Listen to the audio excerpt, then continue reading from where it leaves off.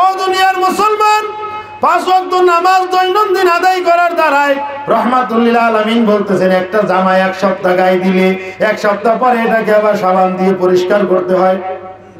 কথা কন, আপনাদের জামা কাপড় পরিষ্কার করা লাগে না? তো কম বলবেন তো যে জামা পরিষ্কার করা লাগে, আর না হলে 15 দিন 1 মাস আগে গায়ে দেওয়া জামা, পাশে তো লোক বসতে পারার কথা না। বিরক্ত হচ্ছেন নাকি বাদান? খেয়াল করেন, জামাটা যেমন 1 সপ্তাহ পর পর ধৌত করা লাগে, দৈনন্দিন 5 ওয়াক্ত নামাজ আদায় করার অর্থই হলো আমার নবী পবিত্র জবানে বলতেছেন, ও আমার উম্মত, দৈনিক 5 বার নামাজ পড়বি, 5 বার তোর আমলনামাটা গুনাহমুক্ত হওয়ার সাবানের দ্বারাই ধৌত করে আল্লাহ পাক আমলনামাকে গুনাহমুক্ত করে দিবে। জোরে বলেন সুবহানাল্লাহ। ভালো অফার না? কথা কয় না ভালো অফার না? আমার কথা কি বুঝতেছেন আপনারা? হ্যাঁ, বুঝতেছো তো, ভালো অফার। আল্লাহর নবী বলেন, আরাআইতুম লাউ আন্না নাহারান ফি বাবি আহাদিকুম ওয়া ইয়াগতাসিলু ফীহি কুল্লা ইয়াওমিন খামসান হাল ইয়াবকা মিন দারানিহি শাইউন ক্বালু লা ইয়াবকা মিন দারানিহি শাই ওয়া যালিকা মিসলু সালাওয়াতিল খামসি ইয়ামহুল্লাহু বিহিন্নাল খাতায়া আও কামা ক্বালা আলাইহিস সালাতু ওয়াস সালাম। আল্লাহর নবী বলেন, ও আমার সাহাবায়ে কেরাম, তোমাদের মধ্যে কারো বাড়ির সামনে যদি একটা পরিষ্কার পরিচ্ছন্ন পানির নহর থাকে, ওয়া ইয়াগতাসিলু ফী কুল্লা ইয়াওমিন খামসান, আর দৈনিক 5 বার যদি কোনো ব্যক্তি ওই পানিতে গোসল করে, হাল ইয়াবকা মিন দারানিহি শাই, ও আমার সাহাবীরা, ওই লোকটার শরীরে কি কোনো ময়লা থাকতে পারে নাকি? সাহাবায়ে কেরাম বলেন, ক্বালু লা ইয়াবকা মিন দারানিহি শাই। হুজুর, দৈনন্দিন 5 বার নামাজ আদায় করার দ্বারাই, দৈনন্দিন 5 বার গোসল করার দ্বারাই ওই লোকটার শরীরে কোনো ময়লা থাকতে পারে না। নবী আমার ডাক দিয়ে বলতেছেন, আমার উম্মতেরা, ওয়া যালিকা মিসলুস সালাওয়াতিল খামসি ইয়ামহুল্লাহু বিহিন্নাল খাতায়া। তাই দৈনিক 5 বার গোসল করার অর্থ হলো দৈনিক 5 ওয়াক্ত নামাজ আদায় করা। যেই ব্যক্তি দৈনন্দিন 5 ওয়াক্ত নামাজ আদায় করবে, ওই ব্যক্তির আমলনামার মধ্যেও ওই রকম কোনো গুনাহ থাকবে না। জোরে বলেন সুবহানাল্লাহ। তাই হুজুর, আমরাও তো নামাজ পড়ি, শুক্রবারে পড়ি, আজকেও দুপুরে পড়েছি। শুক্রবারে তো রেগুলার পড়ি আমরা বাজার, শুধু শুক্রবারে নামাজ পড়লেই কি মুসলমান হওয়া যায়? আওয়াজ করে বলেন, যায়? শুধু শুক্রবারে নামাজ পড়ে মুসলমান হওয়া যায় না বাবাজি। নামাজ দৈনন্দিন কয়বার পড়তে হবে? 5 বার।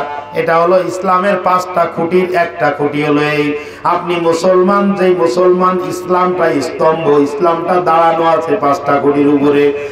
এই 5টা খুঁটির মধ্যে 2য় নম্বর খুঁটির নাম হলো নামাজ। ও দুনিয়ার মুসলমান, 3য় নম্বর খুঁটি আরেকটা হলো, সেই খুঁটিটার নাম হলো রোজা। আছে না রোজা? এই তো আল্লাহ পাক কবুল করলে ইনশাআল্লাহ আগামী রাত্রেই হয়তো তারাবি নামাজ আদায় করা লাগবে। আগামী পরশুদিন হয়তো আল্লাহ চায় তো প্রথম রোজা হবে। কথা বলেন ঠিক কি ঠিক না? ও মুসলমান, আল্লাহর নবীর মর্যাদা বলতেছিলাম, মনে আছে কথা? বলবো একটু, আরো বলবো? একজন কিন্তু চলে গেছে না কই, কাকা কিন্তু একজন চলে গেছে না কই, মুরব্বী কাকা।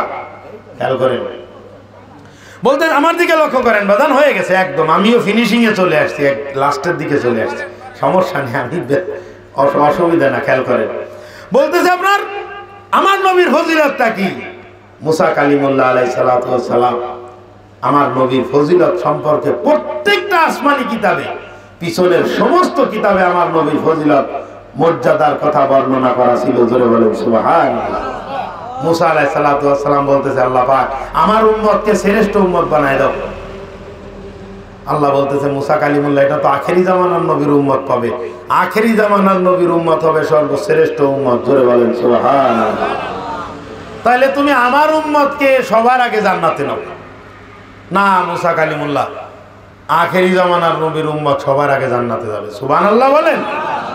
সবার আগে জান্নাতে নিয়ে যাচ্ছে, এরপরেও সুবহানাল্লাহ পায় না, কি আশ্চর্য। আল্লাহর নবী হযরত মুসা কালিমুল্লাহ আলাইহিস সালাতু ওয়াস সালাম বলতেছেন, রব্বে কারীম, আমার উম্মত একটা নেক কাজ করবে, বিনিময়ে 10 গুণ সওয়াব হবে, সেই ফজিলত আমার উম্মতকে দান করো। আর সে আজিমের মালিক ডাক দিয়ে বলতেছেন, ও জামানার নবী মুসা, এটাও আখেরি জামানার নবীর উম্মতের জন্য বরাদ্দ হয়ে গেছে, তুমি পাবে না। জোরে বলেন সুবহানাল্লাহ। আমার নবীর উম্মত আখেরি জামানার নবীর উম্মত একটা নেক কাজ করবে, মাত্র একটা নেক কাজ করবে, একবার সুবহানাল্লাহ বলবে, বিনিময় আল্লাহ পাক 10 বার সুবহানাল্লাহ বলার সওয়াব আমলনামায় দান করে দিবে। আগে সে সুবহানাল্লাহ জোর হইছে না? এবার হ্যাঁ জোর। বাঙালি লাভ না দেখলে লাভ পারে না বাবা ভাই। একটা নেক কাজ করলে 10 গুণ সওয়াব হবে। এটা আখেরি জামানার নবীর উম্মত পাবে, তুমি পাবে না। এইভাবে করতে করতে করতে করতে 10টা দরখাস্ত মুসা কালিমুল্লাহ করেছেন, আর 10টার ব্যাপারেই আল্লাহ পাক বলেছেন এটা আখেরি জামানার নবীর উম্মত পাবে, তুমি পাবে না। বলেন সুবহানাল্লাহ। সর্বশেষ মুসা কালিমুল্লাহ বলতেছে, আল্লাহ যেই নবীর উম্মতের ফজিলত এত বেশি, তাহলে আমাকে তুমি সেই নবীর উম্মত বানাও। জোরে বলেন সুবহানাল্লাহ। আমরা যে পর্যায়ে, যে উম্মত, এই নবীর উম্মত হওয়ার জন্য নবীরা পর্যন্ত আল্লাহর দরবারে দরখাস্ত করে। ও মুসলমান, আর বিনা চাওয়ায় বিনা দরখাস্তে এই নবীর উম্মত হয়ে খুশি না বেজার? যারা মুখ বন্ধ করে আছে এরা মনে হয় খুশি না? খুশি না বেজার? আদমিয়ত দাদাই মা জব মুসলমান কর দেই, आदमियत दादाई मा जब मुसलमान कर दाई, आय खुदा कुर्बा सवाब एहसान और इहसा कर दाई। আল্লাহ পাক রব্বুল আলামিন যতগুলো অনুগ্রহ তুমি আমাদের উপরে করেছো, সর্বপ্রথম সব থেকে বড় অনুগ্রহ তুমি আমাদের উপরে করেছো যে তুমি আমাদেরকে মানুষ বানাইছো। গরু ছাগল ভেড়া শিয়াল কুকুর আমাদেরকে বানাও নাই। আমার আল্লাহ যদি চাইতেন তাহলে আপনাকে আমাকে কুকুরের জাতে জন্ম দিতে পারতেন কি পারতেন না? আমাদেরকে আল্লাহ পাক রব্বুল আলামিন গরু ছাগল বানাইলেও বানাইতে পারতেন। ও মুসলমান, অত্যন্ত দয়া করে মায়া করে মেহেরবানি করে করুণা করে আমার রব আমাদেরকে মানুষ বানাইছেন। কথা বলেন ঠিক কি ঠিক না? আবার আমাদেরকে মুসলমানের ঘরে জন্ম দিয়েছেন। আবার আল্লাহ পাক রব্বুল আলামিন অনুগ্রহ করেছেন আরো একটা, কয় বিনা চাওয়ায় বিনা দরখাস্তে সর্বশেষ সর্বচূড়ান্ত এবং সর্বশ্রেষ্ঠ নবীর উম্মত আল্লাহ পাক রব্বুল আলামিন আমাদেরকে বানাইছেন। জোরে বলেন সুবহানাল্লাহ। এক সপ্তাহ বা একদিনের জন্য কাজের লোক ঠিক করে, আমাদের এলাকায় ওটারে কিসেন বলে, আপনাদের দিকে কি বলে? কিসেন? কিসেন। মোল্লাহাট বাজারে কিসেন হাট আছে? ফকিরহাট আছে। যাক আলহামদুলিল্লাহ, ফকিরহাটে আছে। তাইলে আপনারা বুঝবেন কিসেন কিনেছেন কেউ এখানে থাক? হ্যাঁ আলহামদুলিল্লাহ। খেয়াল করেন খুব ভালো করে, একদম অঙ্কের হিসাবে, কিন্তু কড়াই গন্ডায় বুঝে নিতে হবে। যোগ বিয়োগ মানে যদি সংখ্যায় ভুল হয় তাহলে যোগ বিয়োগ হিসাব মেলবে না। এই ফিনিশিং দিলে ইনশাল্লাহ শেষ হয়ে যাবে। কষ্ট হচ্ছে না তো বাবা? 3 জন কিসেন কিনেছেন আপনি? কয়জন? 3 জন। এই কিসেনের সঙ্গে আপনার চুক্তি রয়েছে 3 জন কিসেনের সাথে। এ ভাই, তুমি ফজরের থেকে জোহর পর্যন্ত কাজ করবা, তোমাকে দেব 1 টাকা। খেয়াল করেন। আরেকজনকে আপনি চুক্তি করেছেন যে ভাই তুমি জোহর থেকে আসর পর্যন্ত চাকরি করবা, তোমাকে দেব কথা বলে 1 টাকা। আরে আঙ্গুলের দিকে ফরজ না ভার হয়ে গেছে না, তাও দিকে আঙ্গুলের দিক দেখে বলে না। দ্বিতীয় জন জোহর থেকে আসর, তারও কয় টাকা? এ কিন্তু আপনি চুক্তি করে নিচ্ছেন ফকিরহাট বাজারে দাঁড়ায়। তৃতীয় আরেকজন, তাকে বলতেছেন যে ভাই তুমি মাগরিবের আসর থেকে মাগরিব পর্যন্ত কাজ করবা, তোমাকে মজুরি দেব 10 টাকা। তোমাকে মজুরি দেব কত? সবাই বলেন কত? হিসাব কিন্তু 10-এর মধ্যে। খেয়াল করেন, ফজরের থেকে জোহর পর্যন্ত সব থেকে লম্বা টাইম। পুরো দিনটাকে আপনি 3 ভাগে বিভক্ত করেন বাজান। ফজরের নামাজের থেকে নিয়ে জোহর পর্যন্ত সব থেকে লম্বা সময়। কথা বলেন ঠিক কি ঠিক না? আর জোহরের থেকে আসর পর্যন্ত তার থেকে একটু কম লম্বা। আর আসর থেকে মাগরিব পর্যন্ত একদম ফাঁকি ঝুঁকি। কথা বলেন। আসর পরে চায়ের দোকানে বসবেন, চা একটা খেয়ে বিস্কুট চুবাইতে, দ্বিতীয়বার চুবাইতে যাবেন, এর মধ্যে দেখবেন মাগরিবের আযান দিয়ে ফেলেছে। ঠিক আছে না কথা? পান একটা শেষ করে আরেকটা খাইতে খাইতে দেখবেন। আর যারা টানাটানি করেন ওটার হিসেব তো আমি জানি না, কয়েক টান দিলে মাগরিব বিরক্ত হয় ওটা আমি জানি না, ওটা আপনি দেন। এখন রাগ করতেছেন না? খেয়াল করেন। এবার কি করতেছে, এই 3 জনকে আপনি চুক্তি করে নিয়ে আসছেন। চুক্তি করে আনার পরে সবাই যে যার মতো কাজ করেছে। ফজরের পর থেকে জোহর পর্যন্ত একজন করেছে, আপনি তাকে 1 টাকা দিয়ে বিদায় দিচ্ছেন। ওই টাকা নিয়ে ও চলে না গিয়ে ওখানে দাঁড়ায় রয়েছে। আরেকজন আসো, তাকেও 1 টাকা দিয়ে দিচ্ছেন, ও ওই জায়গায় দাঁড়ায় রয়েছে। আর ওই যে আসরের থেকে মাগরিব পর্যন্ত ওরে দিছেন 10 টাকা। 10 টাকার নোট দেখার পরে এই দুইজন তেলে বেগুনে জ্বলে উঠবে না ভাই? উঠবে। এখন আমি আপনার কাছে বিচার দিই, ধরেন আপনাদের তিনজনকে আমি এভাবে চুক্তি করেছি, আমি একজনকে 10 টাকা দিছি বিদায় আপনারা দুইজন চিল্লায় উঠলেন, তেলে বেগুনে জ্বলে উঠলেন। আমাদের গ্রামে বলে তেলে বেগুনে জ্বলে ওঠা, মানে তেল, গরম তেলের মধ্যে বেগুন ছেড়ে দিলে যেরকম জোরে চটচট করে ওঠে ওরকম করে উঠলেন। আমি যদি আপনাকে জিজ্ঞাসা করি, বাবাজি আমি কি আপনার উপরে জুলুম করেছি? আপনারা কি বলেন, আমি কি জুলুম করলাম? আপনার সাথে চুক্তি করেছিলাম না আমি যে সকাল থেকে জোহর বন্ধ করবো 1 টাকা বাবা? আপনার সাথেও আমার চুক্তি, জোহর থেকে আসর বন্ধ করবো 1 টাকা বাবা। আর আমার টাকা আমি ওনারে 10 টাকা না 10,000 টাকা দেবো, তোমার সমস্যা কি? কি কথা ঠিক?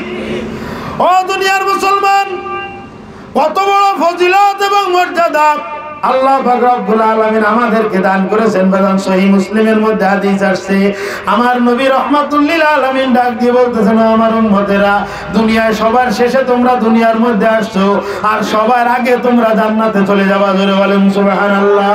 সবার আগে যখন তোরা জান্নাতে যাবি, ইহুদি এবং খ্রিস্টানরা এরা কিন্তু তেলে বেগুনে জ্বলে চেচ্চার করে জ্বলে উঠবে। এরা তেলে বেগুনে জ্বলে উঠবে। কারণটা কি? মুসা কালিমুল্লাহর উম্মত, আমাদের বহু 3,500 বছর আগে তারা ইবাদত করে দুনিয়া থেকে বিদায় নিয়ে চলে গেছে। হযরতে ঈসা রূহুল্লাহর উম্মত, আমাদের থেকে আজকে পর্যন্ত 2025 বছর আগে থেকে তারাও বিদায় নিয়ে চলে গেছে। ঈসা রূহুল্লাহ দুনিয়া থেকে আল্লাহ পাক তাকে আসমানে উঠাই নিয়েছেন বাজান 2025 বছর, 2000 বছর, 25 বছর, 2 মাসের আজকে শেষের দিন। হিসাবটা কিভাবে ভাইলাম আপনি কি বুঝতে পেরেছেন? কথা না, আজকে তারিখটা কি 28/2/2025 না?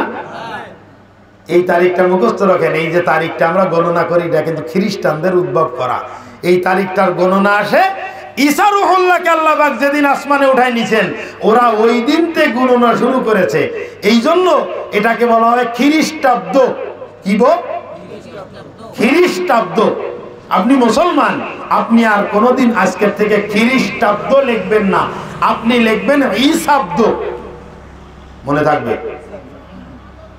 মনে থাকবে না?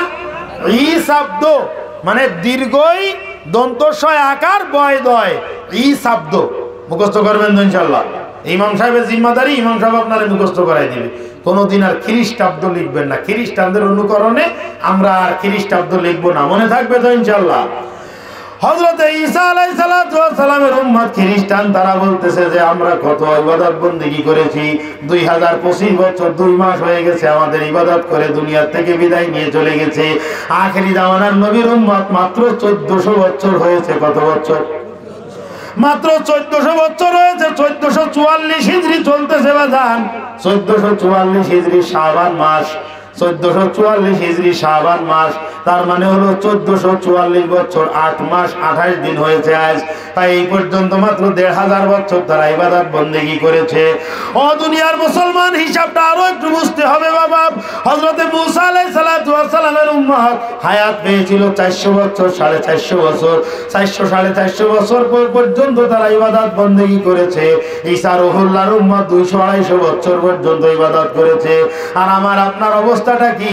আমার আপনার টোটাল হায়াত হলো 60 থেকে 70-এর মাঝামাঝি। কথা বলেন ঠিক কি ঠিক না? 100 বছর 150 বছর হায়াত আমাদের মধ্যে খুব কম মানুষই পায়। কথা কয় না?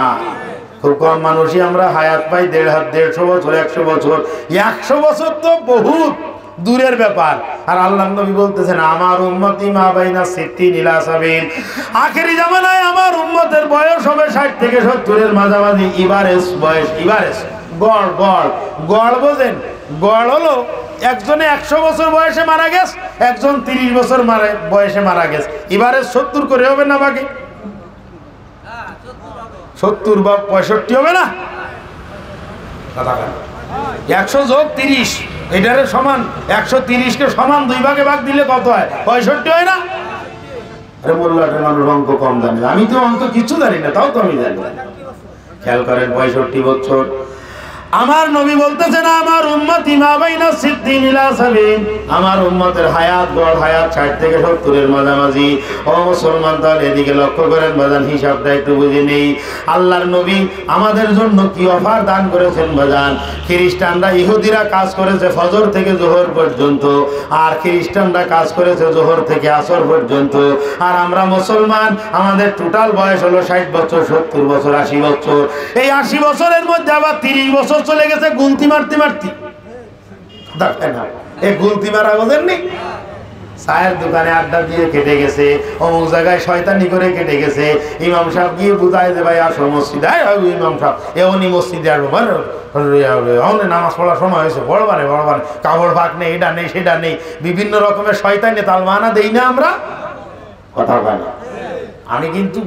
আমি নসিহাত করতেছি না বাজান, এ সমস্ত ওলামায়ে কেরাম নসিহাত করে চলে গেছেন। আমি কোনো নসিহাত করতেছি না, আমি সমালোচনা করতেছি, আত্মসমালোচনা। রাগ করতেছেন বাজান? এই ধরনের ইবলিস শয়তানের মতো তালবাহানা আমরা করি কি করি না? ইমাম সাহেব ডাকতেছে, ভাই আসেন মসজিদে, হুজুর কাপড় ভাগ নেই। এ বেটা, আজকের দিনে আধুনিক যুগ, টিস্যু পেপার পকেটে রেখে দিলে কাপড় ভাগ থাকে না? কথা কন। হ্যাঁ বাজান, কি বলবো? একটা লোকেরে বলবেন যে ভাইজান আমার 5000 টাকার দরকার, ভাই আমার কাছে টাকা নেই, দেখ চাউল কিনতে বলেছে, তাও আমি কিনতে পারিনি টাকার অভাবে। আল্লাহ না করুক, আল্লাহ না করুক, আল্লাহ না করুক, মর্মান্তিক একটা অ্যাক্সিডেন্ট হয়ে গেছে, পা ভেঙে গেছে। ওই সময় টাকা কোন জায়গাতে ফয়দা হয় এর কোনো জায়গা, মানে কত জায়গায় যে টাকা ফয়দা হয়ে যায় হিসাব আছে কোনো? আমি বুঝাইতে পারলাম না মনে হয়। ডাক্তার বলে দিছে, মনে করেন খুলনা মেডিকেল কলেজ হাসপাতালে ভর্তি করতে হবে, বারডেমে নিতে হবে, পিজিতে নিতে হবে। এইরকম করে যদি ডাক্তার যদি আমল নামা ধরায় দেয়, টাকা কোন জায়গা থেকে হাতে চলে আসে খবর আছে কোনো? ও মুসলমান, প্রয়োজনটা যদি, নামাজের প্রয়োজনটা যদি আমি এইরকম ভাবে বুঝতাম যে আমার জীবন থাক আর যাক, আমার মালিকের দরবারে আমাকে হাজিরা দিতেই হবে।